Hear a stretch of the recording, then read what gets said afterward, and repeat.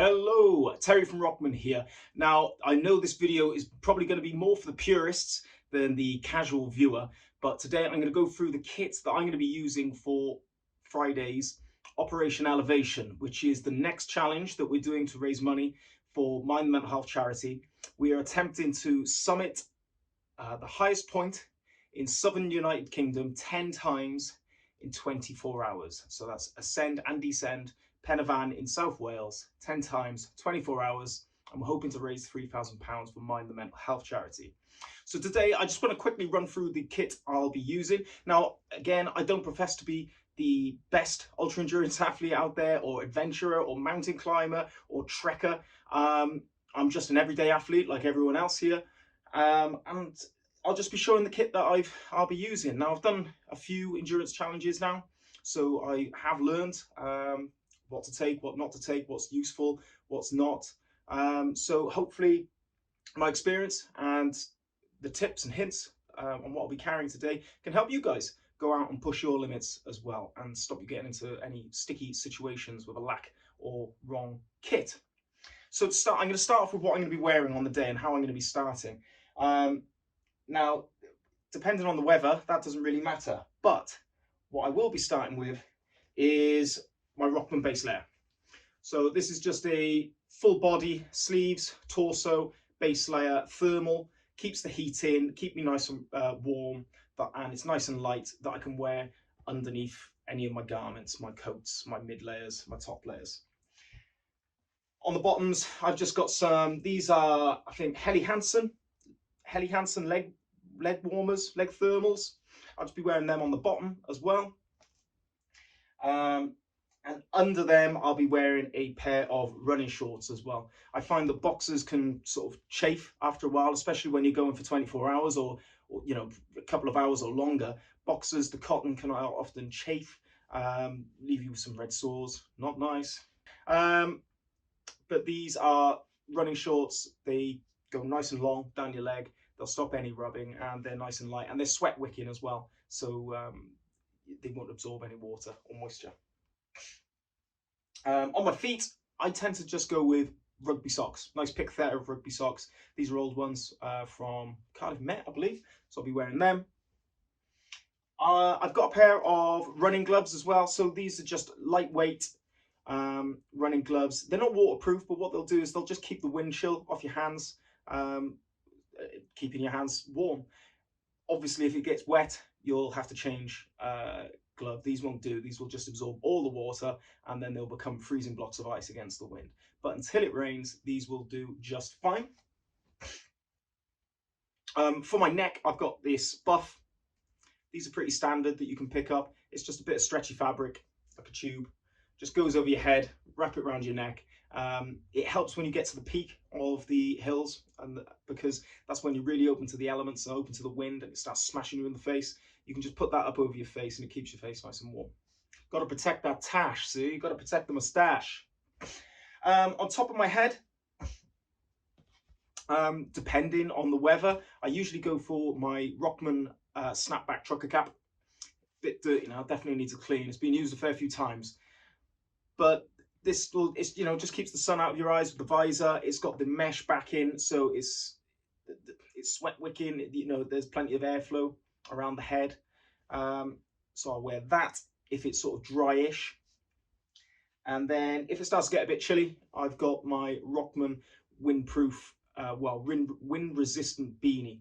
So not only will this keep my ears and head toasty, but it's got this lovely inner lining as well, which protects from the wind blowing in through the gaps in the wool. So you won't get any of that wind chill into your ears and onto your head. And then, so that's what I'll be wearing underneath. Now, on top of that, I'll be wearing my trousers. I've forgotten them. I haven't got them. Okay, I got them. I have forgotten them. But now I've got my trousers. So these are the trousers I'll be wearing. These are a lightweight, I don't know what you'd call them, cargo trousers. They're from Carrymore. So it's a running and hiking brand. They've got zipped just above the knees, so you can turn them into shorts if it's really sunny. I won't be doing it on this challenge. It's the middle of winter. I'll be keeping them on. But the benefit of these is they're nice and lightweight, free moving. but if they do get wet, they will dry very quickly with your body warmth. So if there's a little drizzle, if there's a little downpour, you can get wet, you can afford to get wet, you won't get freezing, and then as the rain disappears, your body warmth will heat the water, dry the trousers, and you're good to go. On top of that, I'll probably start with, I have a Rehab waterproof jacket. There it is. It's just a really lightweight, basic waterproof jacket. Taped seams. I think it's got a waterproof rating of 15,000. So that will keep you dry out of pretty much every downpour. It's perhaps if you are in really prolonged periods of heavy rain and maybe you're in contact with stuff that the water will start to seep through. But because I'm not in contact with stuff really, I'm not going to be sitting down, leaning against walls when I'm walking up the mountain. It should stay pretty dry for me. And then if it does get too wet, if it's persistent rain, I have then a pair of waterproof trousers which I can bung on. These are nice. These are Gallet. I think I picked these up from Sports Direct for like £6. They could do some good waterproofs in Sports Direct that you can pick up for really low prices. This will just get chucked into my day pack. In fact, I'll show you my day pack. So my day pack, I've got an Osprey day pack. I think this is called Daylight Plus. It's, I think, about 35 litres. So it's nice and small. I can stick everything in there that I need. It's not going to be too heavy. It's not going to drag me down, but it will fit everything in. But because of the nature of the challenge, going up Pen y Fan, where over a course of a full 24 hours, the weather can and is expected to change quite a bit. So it's handy having a bag like this that you can carry an extra layer or two that you can whip on should you need it, or, you know, an extra waterproof or two should you need it. Also in the pack will be my crampons. So although we're not expecting ice, Pen y Fan is notorious for ice in the winter months. So these are nice little slip-on crampons which I can slip over my shoes, and they've got little spikes on the bottom which will just give me the grip on the ice as we're walking up. Now again, Pen y Fan, you don't get a lot of ice up there. You can get ice, you certainly can get ice. Although we're not expecting ice on the challenge, if it is there, these will really help. It will, if ice is there and we didn't have these, it would be a massive struggle going up those paths. They can get pretty slippy. So also in the day pack, head torch. That'll go on my head in the dark, because half the challenge will be in the dark. We will need to be seeing where we're going.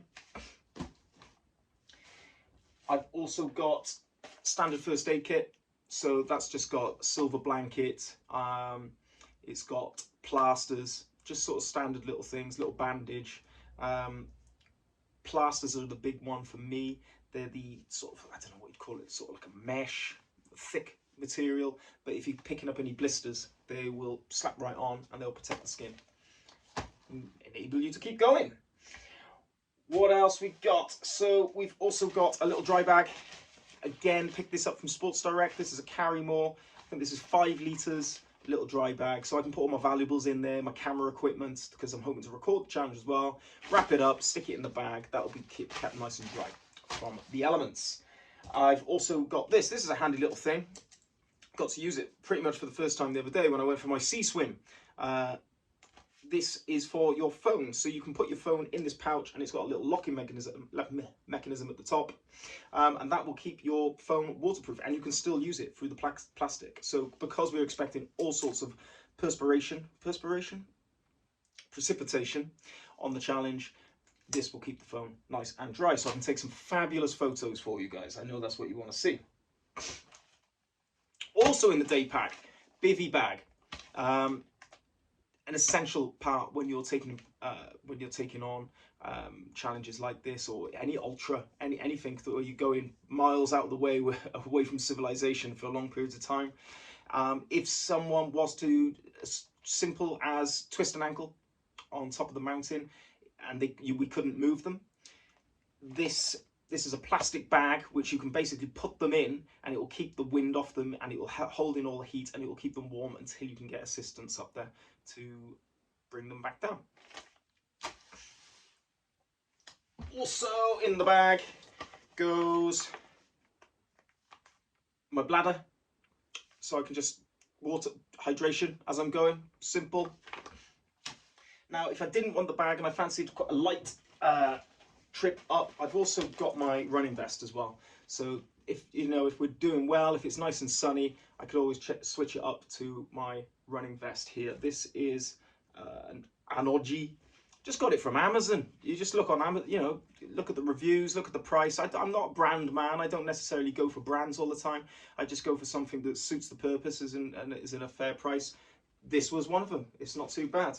Hasn't got a lot in the back, but it's got enough for a little foil blanket. Safety first. Also in the bag, a pair of thicker gloves. So if it does rain, these are waterproof. And very, very warm, nice and padded. Slip those on as well. We've also got another jacket here. So again, if it's dry, if it's nice and dry, I've got this jacket here, which we're probably going to, this is a sample at the moment, which we're probably going to put into the Rockman store very soon. So this is a good bit of kit. It's an active jacket. So the front is nice and padded. Not thick, quite thin, but it's got padding on the front, which will keep you nice and warm from the front. On the back, this is a stretchy sweat wicking material, so it's not padded all the way around. But this means you can put your bag on your back, and your bag will keep you warm, and it also allow airflow to keep you sort of not sopping wet, but keep it somewhat dry. I've worn this in training a few times now. It's a very good jacket, actually. Keeps you nice and warm, but also cool at the same time. If it gets really bloody cold, I've just got my standard puffer jacket. This is Mountain Warehouse. I think this is pretty much one of their standard jackets. You can pick up on, in store, but that keeps you nice and warm. So that's if it got really cold. I'm not expecting to actually even wear this. This will probably be mostly worn when we're at the van between each ascent and descent, just to keep me warm during the breaks and have my coffee. 2 bits of tech kit which are essential. Got my big power battery back. This is an EO technology, but again, go on Amazon, there's loads of them. Just look at reviews and look at the price that suits you. But this, I think, will get something like, it'll charge your phone 12 times. So there's plenty of juice in this. This will charge all my Garmin watch, it'll charge my phone, it'll charge my camera, it'll charge this next gadget as well, which I'll talk about. But it'll keep everything charged because obviously we're away from electricity and mains, so we're able to record, document, and more importantly, show you guys what the hell's going on with the challenge. Now, this is another little piece of kit that I picked up on Amazon the other day. So in Pen y Fan, I get diddly squat signal out there, absolutely nothing. I'm on O2. I think I get a bit of 3G at the top, but I can't be relying on going to the top each time to check the text and stuff. So I bought myself a little dongle. So this is a little box which connects to the internet with a little SIM card. And I've already been up to Pen y Fan and tested it already, and it's picking up internet. It's fantastic. And then you just connect your phone to it through Wi-Fi, and you've got internet. So I can keep you guys all up to date on what's going on. Good bit of kit. I've invested. It did cost a bit. I think it cost about £50–60, but I see it as an investment because we're only going to do more of these challenges and stuff, and supporting people as well on other challenges, so this will come in very handy. Back to the challenge. I forgot to tell you what I was wearing on my feet. So mostly I'm going to be wearing my Nike trail shoes. Now, what are they? I'm not a big trainer man. I mean, a lot of runners are, like, they're really into their trainers, aren't they? I'm really not. I just like comfy trainers that are light, that I can run with. So it doesn't really matter what they are or what price they are. As long as they're comfy and they're light, I'll have them. I don't know what type of trainer this is. It just says Nike Trail. Nike Trail, born to be wild, or worn to be wild. If I was to give these a rating, it would probably be about a 4 out of 10. So don't go and buy them, please don't. But I've bought them now, so I have to wear them out before I buy a new pair. But it's just not a lot, not a lot of grip on the bottom. To be fair, I've got a pair of road trainers will probably have more grip, but most of the time I'll be wearing these, just because I'm not wearing too much on my back. It's not that heavy. I don't need the ankle support. I want something nice and light and breathable, which I can wear. These will do. If it does get wet, because obviously if it soaks through, my feet are going to be like blocks of ice. They're going to be freezing, and obviously we're out there for 24 hours. I have my big boots. So these are lower. You can see they've been used. They're filthy. Needs a clean. Needs a buff up. Now these are high top ankle boots. These are, I think they're for mountaineering. So not necessarily hiking, but proper mountaineering, scrambling. Lower, good brand. I think they're a military brand. I got these in a sale when an army and navy store was shutting in Cardiff, Bailey's. So I got these at a steal. I think it was like £30, and they were down from like 120. So that, very happy with that purchase. Now, please don't groan, but I got some sticks. I know. I'm not at 60 years old, but they get a bad rep, these sticks. However, these sticks could possibly take 1-2% of the pressure of every step off that you're taking on a challenge like this. And when you're taking thousands, tens of thousands, hundreds of thousands of steps in a challenge, that 1 or 2% is going to add up over time. This is a 24-hour challenge. So I have these perhaps to start using in the second half of the challenge. And hey, if it helps, I'm up for using them. Let's give them a go. I've never actually used them before, so this will be my first time. Now on to a bit of the rehab. So obviously, you know, we're going up, we're going down, we're going to be having rests. In between those ascents and descents, we're going to be sitting down. So courtesy of Stuart Clark Sports Centre, SC Sports Centre, they have lent us the Theragun. So I know Stu, top guy, top lad. He supported my last challenge as well. So he has lent us the Theragun for some muscle torture. Is that the word? Oh, it's got 2 gears, and you just rub it up and down. Oh. Ooh. So you can just do your muscles with this, and you know, our muscles will be cramping up, they will be stiffening, we will be feeling the fatigue. This just gives them a good smash, gets the blood flowing again, loosens them back up, and I think this is going to be a lifesaver. So thank you, Stuart Clark Sports Centre, for that. Also, by the way, Stuart Clark Sports Centre is a partner of this challenge. So they're very much part of and invested in this challenge. So are Rixo Recovery. So these guys are another challenge partner. So they have given us some, how would you describe it? These are recovery cuffs. So they've given us 2. As you can see here, recovery cuffs. So I'll just show you the one. This one is a knee strap. Okay, so what makes these unique, this isn't just like a regular knee strap. This has got built-in heat technology. It's either cold or hot. And it's also got built-in compression. So you know when people say, like when you've got fatigued muscles, they say, right, plenty of rice. Rest, ice, compression, and elevation. And have you ever tried walking around the room with a bag of frozen peas, sellotape to your leg? It's tricky, right? And often the peas get really bloody cold, and you've got to keep taking them off, putting them on, taking them off, putting them on.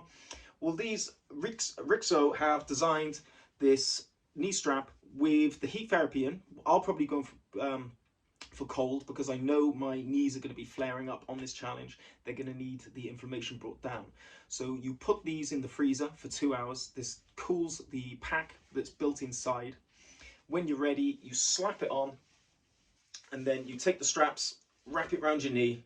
It puts the compression on it. It puts the ice on it. All you've got to do is elevate. And that's going to really help us on the challenge and bringing the inflammation down, making sure that our joints are still movable on the challenge, because they're going to be getting a battering. The other cuff they sent is for the calf muscle as well. So we're going to be using these. These are going to be a lifesaver as well. Rixo, another challenge partner. Thank you, Rixo. Just a note as well, obviously we don't have a freezer in up in Penavan, but we have got a cool box, we have got plenty of ice packs, and we have got a fridge available to us as well. So we are hoping to keep the temperature down on them long enough that they can help us for as long as possible on the challenge. What else have we got? So we also have Vala, another challenge partner. Vala are a Welsh energy supplement brand from South Wales.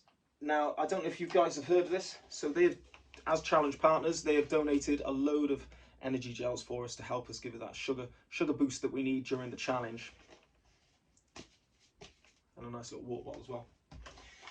So if you don't know what Vala is, these aren't just your typical energy gels. So you'd think of the other brands. I can't think.